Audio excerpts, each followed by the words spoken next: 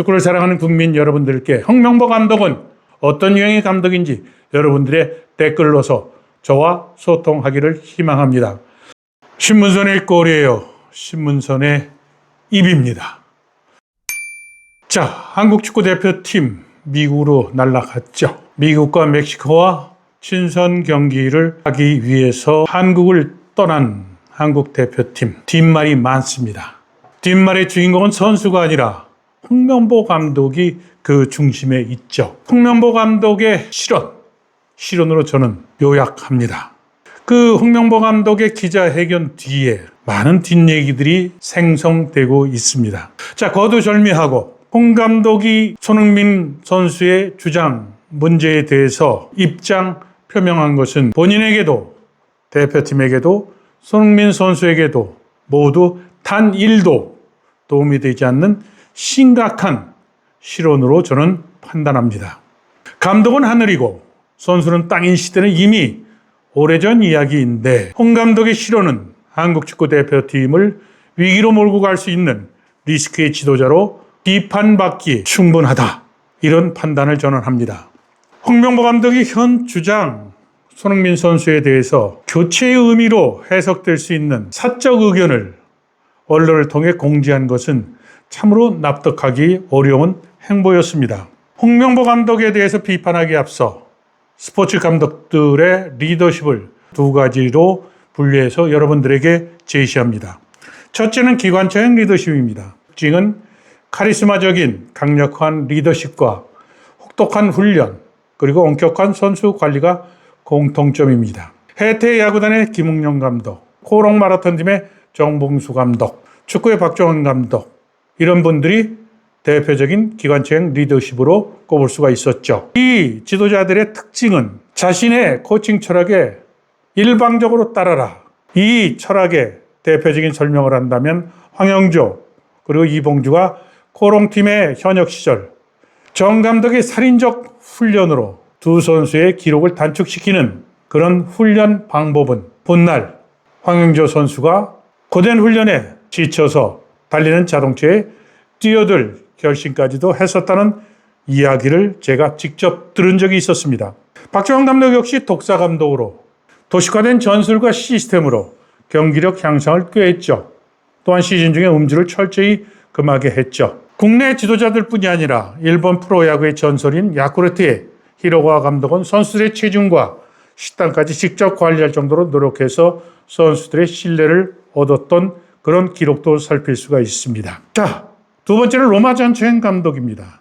로마 전체행의 리더십, 대표적인 지도자로 이미 오래전인 80년대 말부터 90년대에 미국의 NBA 시카고 불스의 헤드코치가 된 필 잭슨 감독, 굉장히 유명한 세계적인 농구 감독이었죠. 비전이 강력한 리더십의 근원이라는 코칭 철학을 내세웠습니다.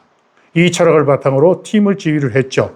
아울러 비전을 제시 후 이에 따라 선수들의 자율성을 최대한 보장하는 코칭 철학을 앞세운 지도자로 이렇게 평가를 받았습니다. 이뿐만이 아닙니다. 80년대 미국의 미식축구죠. NFL의 샌프란시스코 팀의 헤드코치인 빌 워시 감독 역시 분단위의 세세한 훈련 계획을 마련해서 경기 중에 일어날 수 있는 각각의 경우에 대한 대응 전략에 대한 전략을 완벽하게 선수들에게 연습을 시켰었습니다. 홍명보 감독에게 묻습니다. 미국 전지훈련의 목적과 비전, 그리고 훈련 스케줄, 전술 운영에 대한 비전, 이에 따른 선수 선발에 대한 이야기를 해도 아까운 시간임에도 10번, 100번 아무리 생각해도 납득이 가지 않습니다.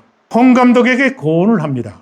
전차는 말이 끌지 기수가 강제로 끌고 가지는 못합니다. 선수의 능력, 즉 선수의 자율적 판단과 창의성 등을 존중하고 팀 경기력을 배가시키는 로마 전체의 리더십에 견주어 홍 감독의 리더십을 평가한다면 어떻게 이야기할 수 있을까요? 홍 감독에 대한 평가의 의견을 제가 압축적으로 이야기할 수 있지만 축구를 사랑하시는 국민들의 몫으로 남기겠습니다. 자, 제가 제시한 이 두 가지 유형의 중간자적인 입장을 취해서는 이기는 감독이 되기 어렵다고 이야기를 합니다. 이 이야기는 신문선 교수, 즉 제가 하는 이야기가 아니라 삼성경제연구소에서 스포츠와 경영, 이기기 위한 리더십의 보고서에 언급된 내용이었습니다. 홍명보 감독은 어떤 유형의 감독일까? 앞서 얘기했듯이 기관차형일까요? 거기에 아마 동의를 하지 못할 겁니다. 그렇다면 로마 전쟁의 지도자일까요? 역시 거기에도 아마 고개를 끄덕일 수가 없을 겁니다. 제3의 유형에 속하는 홍명보 감독. 자신의 현역 시절 명성을 앞세워서 선수의 자율성 그리고 창의성을 유도하는 지도 철학을 앞세운 지도자도 아니라고 판단이 됩니다. 울산 HD 감독 시절 라커룸에서 기물을 걷어차며 정신력을 강조하며 목청을 높이는 장면이 연상되는 리더십의 지도자가 바로 홍명보 감독입니다. 축구를 사랑하는 국민 여러분, 대한민국 축구는 이제 월드컵의 본격적인 전쟁의 길로 접어들었습니다.